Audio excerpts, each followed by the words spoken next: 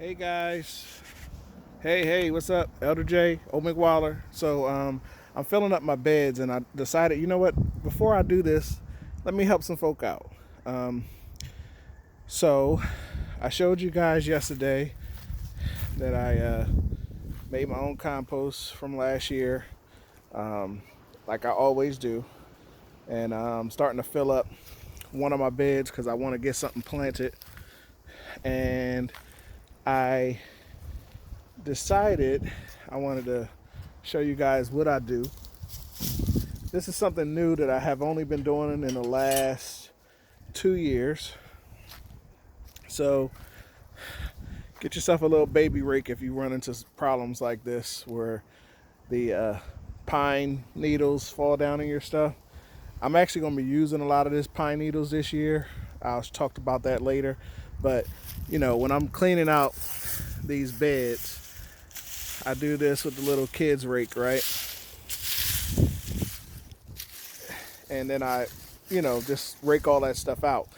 But what I used to do was dig under the soil, turn everything over, and turn it and flip it, and loosen it all up and do all that all over the place, right?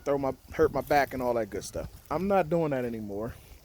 What I do is once I smooth it out, like taking all this dead leaves and everything off, I'm leaving this uh, this just like it is. I may do a little bit like this to flatten it out, like if it has some holes in the soil, but I'm not doing a dig, right? And what I'm going to be doing is just putting the new stuff right on top of this like that. And I was doing that because I was starting to see people doing this a method they call a no dig method or no till method, and I started realizing, you know what, I might be like from last year to now. Underneath here is all kinds of goodness going on. I got all kinds of earthworms, all kinds of everything. All the microbes and everything has built itself up in this nice little community under here. And when you go in and you're turning everything all over, you're kind of almost disrupting the process that you have built here.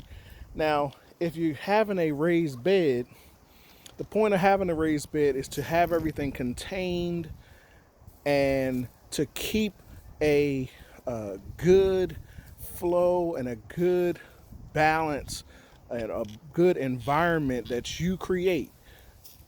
I'm not using native soil here. I am creating this environment. If I've already created a great environment and stuff is already growing in there, why would I then come in, disrupt everything, and then have to build up that all over again this season when I can just leave what's already been there, add on top, and then let uh, the environment that has already been formed over the last year remain.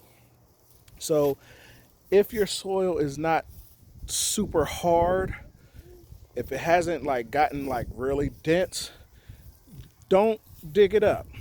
Just smooth it out, right? Smooth out, clean off all the leaves and everything that you have on top. Fill up the soil like I'm doing here. So I just smoothed it out. You can see the pile of stuff that I took out of there. Hold on. And I dumped a whole bunch of the stuff here, and I'm just gonna smooth it out, get it to where I want it so that the level is good, right? That's all I'm doing, smoothing it out. I don't go all the way to the top. I like to have a nice lip to catch the water when it rains.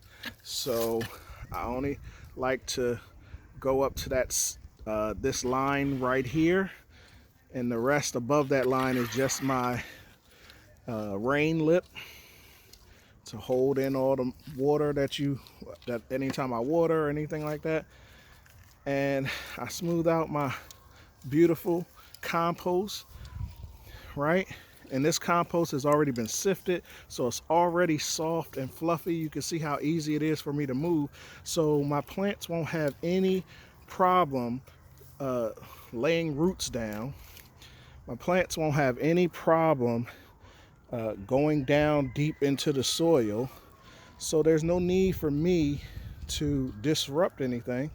And it doesn't need, no need for me to break my back. Yes, I just turned 40 last year. So when you turn 40 and above, you got to garden smarter, not harder. So this is what we're doing this year. We're doing a no dig, no till method, and that's my bed already done. Only thing I need to do is add a little fertilizer, and once I add a little fertilizer, I'll just put it in. I'll do something like this to put it in the first couple inches of the soil. I never dig my fertilizer all the way down anyway. I want my fertilizer to be in the first 1 to 3 inches of the soil, and then I want it to drain down as it rains. So that's just a little tip, guys, of what I'm doing. I might as well show you guys every time I do something, just for the newbies wanting to get started all over again, and you're thinking you had to dig all this stuff all up. No, get yourself some good compost, mix it all up, and if you already had good success in your garden and it's not super packed, which it should not be if you have a raised bed, that's the whole point. If it is packed, then you need to work on your recipe that you're putting in here. You're using the wrong kind of soil putting in here if you're dealing with super hard soil